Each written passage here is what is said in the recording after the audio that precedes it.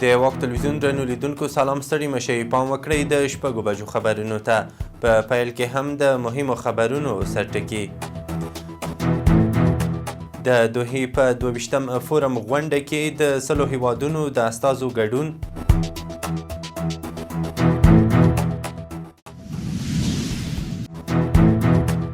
د میدان وردګ ولایت په جغتو ولسوالۍ کې 40 کیلومتره سړک بیا رغونه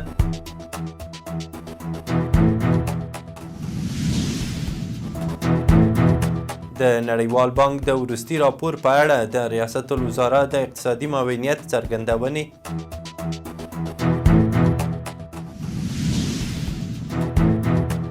او د امریکا د ولسمشر جو بایدن د کړنو په اړه د امریکایانو نظریات زه ذبیح الله وصال یم اوس هم بشپړ خبرونه د دوحې فورم 22مه غونډه نن شنبه دغه ښار کې له څه باندې 100 هیوادونو د استازو ډیپلوماټانو او لوړپوړو چارواکو په ګډون پیل شوې ده ټاکل شوي چې دوحه کې د دغې غونډې په څنډه کې د اسلامي امارت د امر بالمعروف او نهي عن المنکر وزارت د قانون په تړاو خبرې هم وشي د دوحې فورم په 22مه غونډه کې د تیر حکومت د پارلمان ځینې غړي حج او اوقاف پخوانی وزیر د افغانستان د ښځو او بشري حقوقو لپاره د امریکا ځانګړې استازې رینا میری او ملګرو ملتونو کې افغانستان پخوانی استازې عادله راز ګډون لري دغه غونډه کې به د یوناما مشره روزا تونبایوا هم د افغانستان پر وضعیت خبرې وکړي د میدان وردګ ولایت چارواکي وایي چې دغه ولایت په جغتو ولسوالۍ کې د 40 کیلومتره سړک د بیا رغونې چارې پیل شوې د دغه ولایت سرپرست والي له محلي چارواکو سره په ګډه یادې ولسوالۍ ته د خپل سفر په ترڅ کې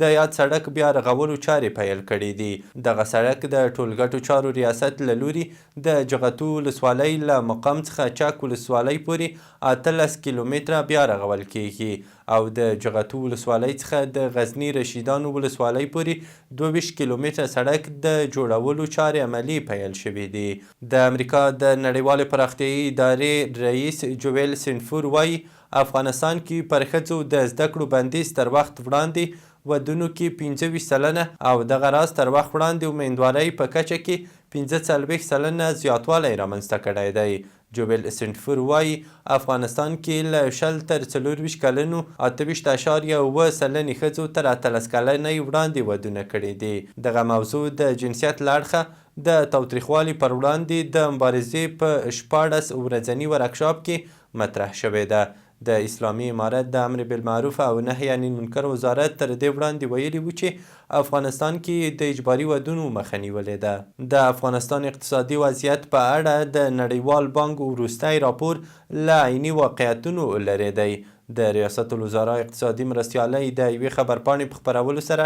د نړیوال بانک هغه راپور چې ګواکې د اسلامي امارت واکمنۍ کې افغانستان د اقتصادي پرمختګونو کچه کمه ده رد کړ خبرپاڼه کې ویل شوي د بېلابېلو سترو پروژو لکه د قوشتېپې کانال د ټاپي پروژې عملي پیل او د کانونو په برخه کې د 415 میلیارد افغانیو پانګونه هغه څه دي چې د اسلامي امارت په واکمنۍ کې د هیواد اقتصادي پرمختګ ښیي دغه راز په خبرپاڼه کې له نړیوالې ټولنې غوښتنه شوې چې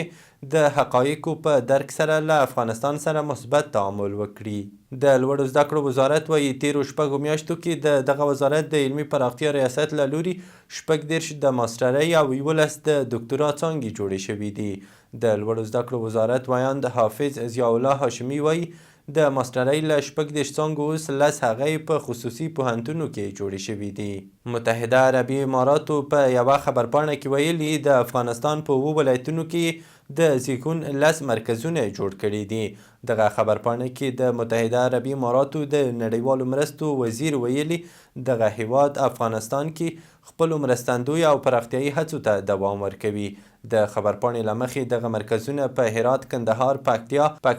ننګرهار هلمند او بلخ ولایتونو کې جوړ شوي دي د افغانستان د برېښنا شرکت عمومي رئیس عبدالباري عمر ترکمنستان ته د سفر په ترڅ کې د 2025 کال لپاره د انرژۍ د پیرلو تړون نوی کړ. برېښنا شرکت ویلي چې د دې تړون پر بنسټ به 4 میسرونه اندخوی، عقینې، بادغیس او تورغونډۍ هرات کې له ترکمنستان څخه افغانستان ته برېښنا اخیستل کیږي. د کابل اوسیدونکي په پلازمینه کې د ککړې هوا د کچې له لوړېدو شکایت لري.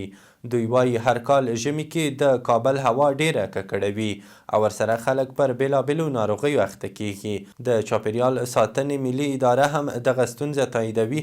او زیاتوي چې د راروان ژمي لپاره د هوا له ککړتیا د مخنیوي لپاره ځینې پروګرامونه لري. بلخوا کابل ښاروالۍ ویلي چې د 18مې ناحیې اړوند په 40 اووه-څلوېښتم، 30 اتهدېرشم، 41 او 50 ګوزرونو کې د لښتیو په ګډون په ټولیزه توګه د 4 کیلومترو په اوږدوالي او له 8 څخه 15 مترو سور سره د فرعي سړکونو جوړولو 6 پروژې بشپړې او ګټې اخیستنې ته وسپارل شوې. مسؤلین وایي چې دغه پروژې د ملګرو ملتونو په مرسته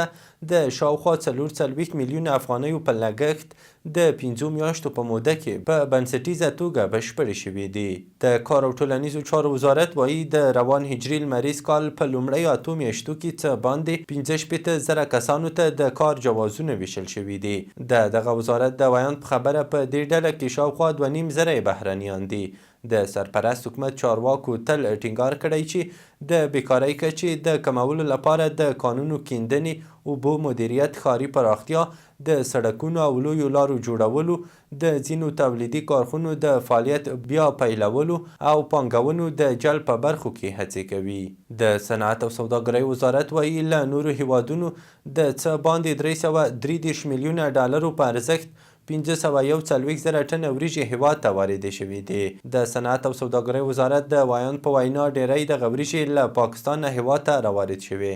د کرنې او مالدارۍ خونه وایي که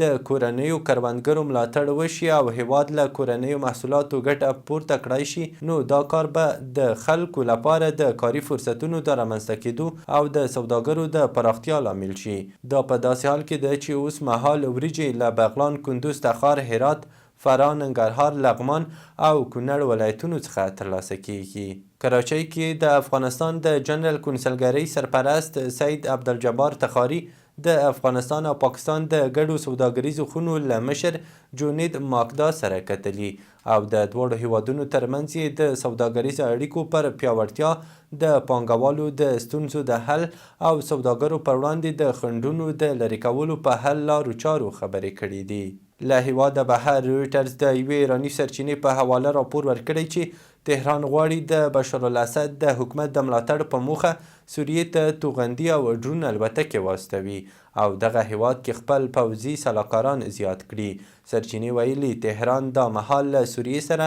د استخباراتي او د سټلایټ په برخه کې مرستې کوي. د سوریې د دولت مخالفې ډلې تېره ورځ جمعه د رویټرز له لوري په خپره شوي ویډیو کې د سوریې حما ښار ته په رسېدو خوښي څرګنده کړې او د سوریې حکومت هم اعلان کړی و چې د ملکیانو د خوندیتوب په موخه له دغه ښاره خپل پوځیان باسي. د قطر لومړي وزیر شیخ محمد بن عبدالرحمن آل-ثانی